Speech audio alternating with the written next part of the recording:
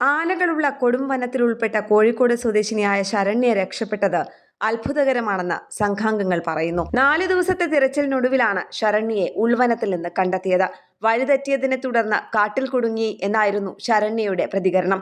കയ്യിൽ 500 മില്ലിയുടെ വെള്ളക്കുപ്പി മാത്രമായിരുന്നു ഉണ്ടായിരുന്നത്.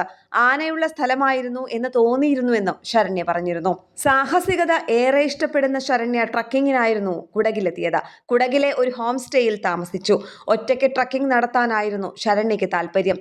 ഇക്കാര്യം ഹോം സ്റ്റേ അധികൃതരോട് സംസാരിക്കുകയും ചെയ്തിരുന്നു. എന്നാൽ അതിന് അനുമതിയില്ലാത്തതിനാൽ ഹോം സ്റ്റേയിലുണ്ടായിരുന്ന മറ്റുള്ളവർക്കൊപ്പം ചേരുകയായിരുന്നു.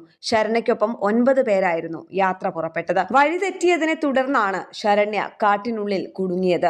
ഏപ്രിൽ 2-ാം തീയതി വ്യാഴാഴ്ച കുടകിലെ തടിയൻഡമോൾ കൊടുമുടി കയറാനിറങ്ങിയ ശരണ്യയെ കാണാതായി. ശരണ്യയെ കണ്ടെത്തുന്നതിന് ഇടപെടൽ ആവശ്യപ്പെട്ട് മുഖ്യമന്ത്രി പിണറായി വിജയൻ കർണാടക മുഖ്യമന്ത്രി സിദ്ധരാമയ്യയ്ക്ക് കത്തയച്ചിരുന്നു. ശരണ്യയ്ക്കായി AICC ജനറൽ സെക്രട്ടറി KC വേണുഗോപാലും ഇടപെടൽ നടത്തിയിരുന്നു. ന്യൂസ് ഡെസ്ക് കേരള പ്രണാമം.